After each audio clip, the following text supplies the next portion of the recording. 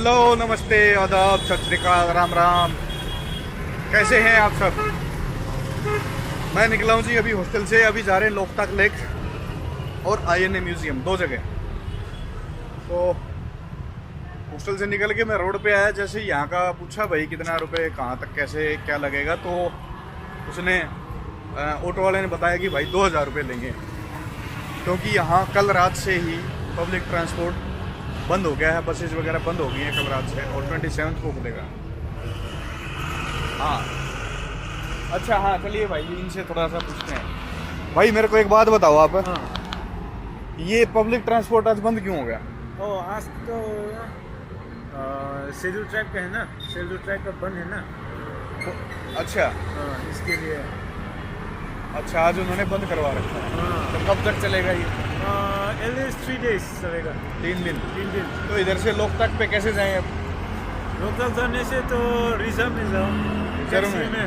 Taxi में, auto में जाओ। कितना रुपए लगेगा फिर इसका? सिर्फ आने जाने है क्या? हाँ, सिर्फ। फिर जाना है तो कम से कम 1500 होगा। अच्छा, फिर आने से न तो कम से कम 3500 तो होगा। अच्छा, इधर अच्छा। में टाइम वेस्ट करना पड़ेगा ना। हाँ, हाँ, हाँ, हाँ, हाँ। तो सर चलिए, अभी ये जो था सीन, इन भाई ने मेरे को बताया। क्या नाम है भाई आपका? मेरा नाम अवर चिरू। अवर। हाँ, तो भाई का नाम मैं तो नहीं बोल पाऊंगा, पर आपने सुना अवर चिरू। हाँ, अवर चिरू। तो ये भाई है, इन्होंने बताया कि आज शेड्यूल ट्राइब का स्ट्राइक है, आज उनकी वजह से ये हुआ है कि उन्होंने बंद करवा दिया पब्लिक ट्रांसपोर्ट आज। तो एटलीस्ट 3 दिन ये बंद रहेगा अब। 3 days। हाँ, तो 27 के बाद ही खुलेगा, तो तब तक तो मैं रुक नहीं सकता यहाँ।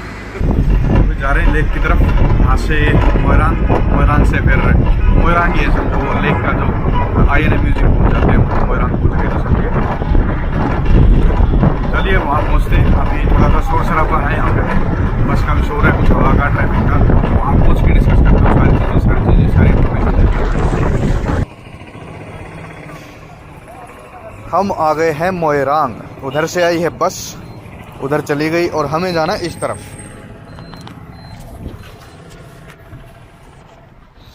तो मोइरांग पहुंचने के बाद आईएनए म्यूजियम बचता है 1.5 किलोमीटर, 1.5 किलोमीटर और बचा है। तो 10 मिनट लगेंगे पहुंचने में। पैदल चलते हैं, 10 मिनट में आईएनए म्यूजियम, और आईएनए म्यूजियम के पास ही लेक का रास्ता है, तो वहाँ से हम जा सकते हैं, ज़्यादा दूर नहीं है। चलिए अब चलते हैं। तो अब मैं बताऊँ आपको पहुँचना कैसे कैसे है। इम्फाल से आपको बस मिल जाएगी, या ऑटो रिक्शा वगैरह या वैन वगैरह भी मिल जाएगी। आज तो एक स्ट्राइक थी, उसकी वजह से कम चल रही थी, पब्लिक ट्रांसपोर्ट बहुत कम था। तो मेरे को लगे एक बस मिल तो गई, तो मैं फटाफट चढ़ गया उसमें। मैं जो भी ठीक है, जो लगे लगे। उसने वैसे तो सबने बताया था कि 70-80 रुपीज़ लेते हैं मोइरांग तक के, वैसे उसने लिया मेरे से 100 लिया उसने मेरे से। और चलिए कोई बात नहीं, फिर भी एक स्ट्राइक वाले दिन पे मेरे को गाड़ी मिल गई, वो भी काफ़ी है। तो जी मोइरांग के बाद मैं कर रहा हूँ हिच हाइकिंग थंगा गांव तक। थंगा गांव से करांग आइलैंड तक बोट जाती है।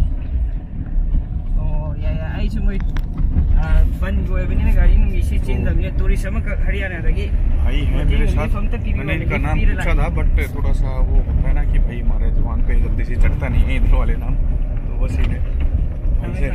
फिर पूछेंगे एक बार इनका नाम।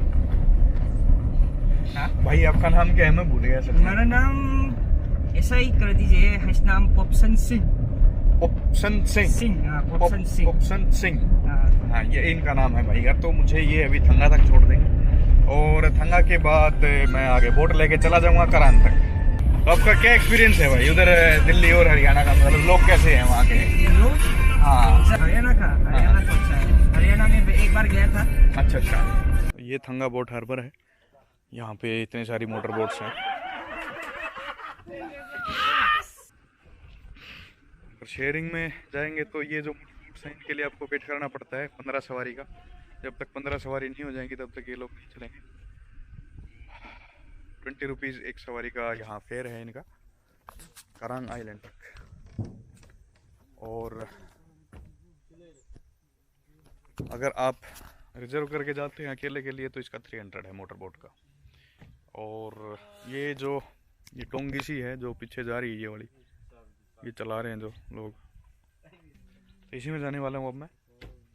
देखते हैं एक्सपीरियंस कैसा रहेगा। मोटर बोट में तो मैं पहले भी बैठा था पर ये एक्सपीरियंस फर्स्ट टाइम होगा। चलिए वेट करते हैं, एक आ रही है उधर से, वो जो आ रही है उसमें बैठेंगे हम।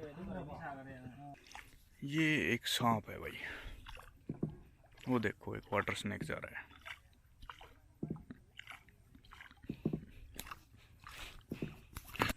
तो सांप भी चल रहे हैं भाई अपने साथ साथ। और वो छोटी सी डोंगी टाइप जो किश्ती थी उसमें बैठा हूँ। ये देखो, और ये अंकल चला रहे हैं इसको, ये ताऊ।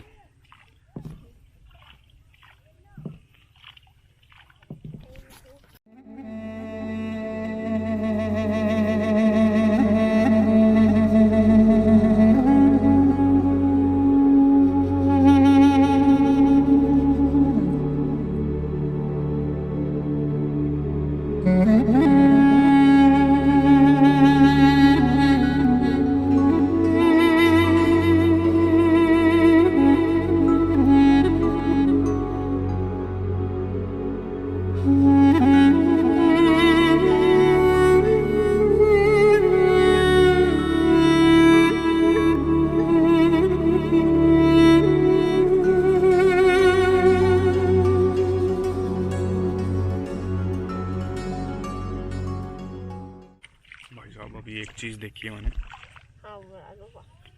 जिससे थोड़ी सी देख के टेंशन बढ़ गई मेरी, टेंशन होगी मेरे को थोड़ी सी। अभी ये अंकल जी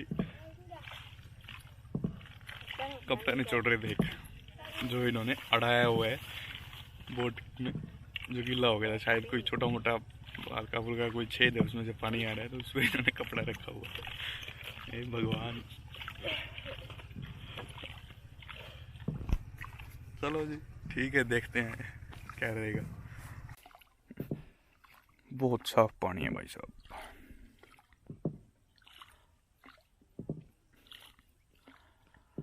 बिल्कुल क्लीन वाटर है भाई, एकदम बढ़िया, बिल्कुल नीचे तक देख सकते हो आप। ये देखो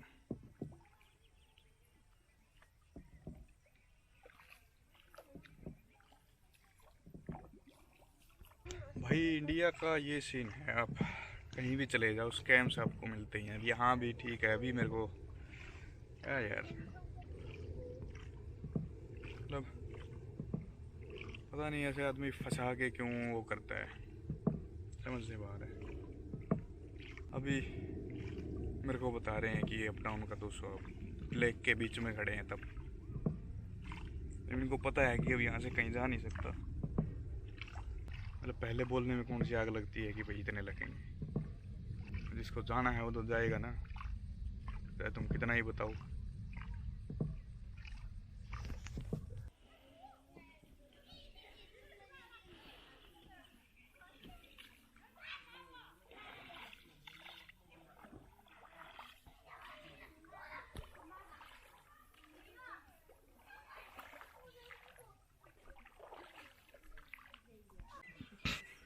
तो करंग तो आ गया भाई, सही बताऊं मेरा है अभी दिमाग खराब, मूड ऑफ कर रखा है ताऊ ने। चलिए कोई बात नहीं, बट नहीं मज़ा नहीं आया मेरे को, सही में मेरा बहुत मूड खराब है भाई। मेरा मन भी नहीं कर रहा है यहाँ कहीं घूमने फिरने का, मैं मन कर रहा है वापस चला जाऊँ यहाँ से, वो रखे लेक बाढ़ में जाए लेक। चलो चाय पीने रुके, अभी चाय पी के फिर देखते हैं आगे क्या करना है। जैसा भी होगा बताता हूँ आपको, मैं अगर आगे कहीं जाऊँगा तो वो भी, नहीं जाऊँगा तो भी। चलिए चाय पीते हैं, अभी थोड़ा सा मूड फ्रेश करते हैं। तो करांग भाई वैसा आइलैंड के लेक के बीच में है, वो एक गांव है बेसिकली। इसमें वैसा कुछ बहुत ज़्यादा एक्साइटेड होने वाला कुछ नहीं है कि भाई देख के कुछ ऐसा लगे। और ये छोटे छोटे बच्चे, हेलो हेलो। तो ये है, चलिए थोड़ा सा और घूमते फिरते हैं। अभी यहाँ गांव है, बस ये गांव आपको अगर देखना है तो आप आ सकते हैं। तो वैसा इसमें कुछ अलग नहीं है, ये गांव आपको कहीं पे भी दिख जाएगा भाई। नॉर्मली जो आम जो गांव होते हैं वैसा ही एक आम गांव के जैसा ये गांव है। तो थोड़ा सा और घूम फिर के देखते हैं यहाँ क्या है।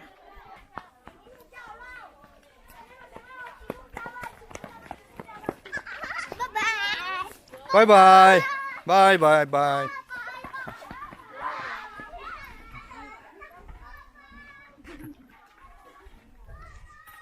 चलिए अब चलते हैं थोड़ा सा आगे। तो अभी हूँ मैं करांग आइलैंड,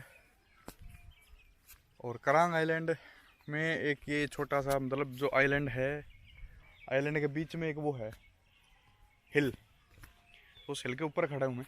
और यहाँ से दिखते हैं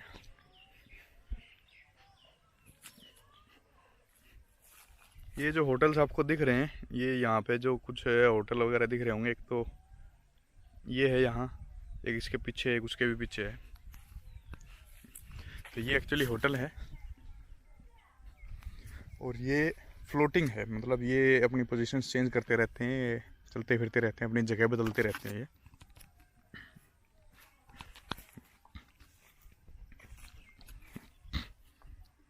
और ये है जी गांव, ये करांग गांव है। ऐसा ही है ये हिल के चारों तरफ, मतलब बहुत ज़्यादा पॉपुलेशन नहीं है इसकी, छोटा सा ही। जो यहाँ का मेन चीज़ है जिसको देखने लोग आते हैं ये है, ये जो आपको शायद सर्कल्स दिख रहे होंगे, ये है जो एक सर्कल है, ये एक सर्कल है, और इधर भी है, ये सर्कल्स हैं। तो ये जो सर्कल्स हैं ये जो सर्कल्स हैं ये मैन मेड है। यहाँ के जो लोग हैं, गांव वाले हैं, उन्होंने बनाए हुए हैं। वो अपनी फ़िश फार्मिंग करते हैं, यहाँ पे मछली पालन करते हैं इन सर्कल्स के अंदर। तो ये भी जो फ्लोटिंग मास है इस लेक का, जो ये फ्लोटिंग छोटे छोटे आइलैंड्स और जो ये लैंड मास है, उसको सबको जोड़ के, सबको इकट्ठा करके तो ये सर्कल्स बनाए जाते हैं, और उनके अंदर बीच में फ़िश फार्मिंग होती है यहाँ पे। ये इन लोगों का मतलब मेन जो यहाँ का जो क्या बोलते हैं उसको, इन लोगों का मेन सोर्स ऑफ इनकम इसी से यही है कि इसी से इनकी ज़्यादातर कमाई आती है, फ़िश फार्मिंग से। तो ये करांग के बीचों बीच एक रास्ता है, और इसमें से ऐसे बीच बीच में नीचे उतरते रहते हैं, जैसे एक ही सीढ़ियाँ उतरेगी। तो भाई ये एक्चुअली किसी के घर का रास्ता है नीचे उतरने का। ये जब आप इनसे नीचे उतरोगे तो ये किसी के घर में पहुंच जाएगा। मैंने अभी ऐसे ही किया है 2 जगह। तो उनके घर में पहुंच गया मैं, वो थोड़ा सा कंफ्यूज लुक थी उनकी भी और मेरी तो ऑब्वियसली थी। जब मुझे वहाँ लोग मिले तो उन्होंने बताया कि भाई आप सीधा इसी पे चलते रहो, बस यही है, उसके करांग के बीचों बीच जो है ये रास्ता है, और आपको इसी पे चल के पूरा इधर उधर जाने की ज़रूरत नहीं है।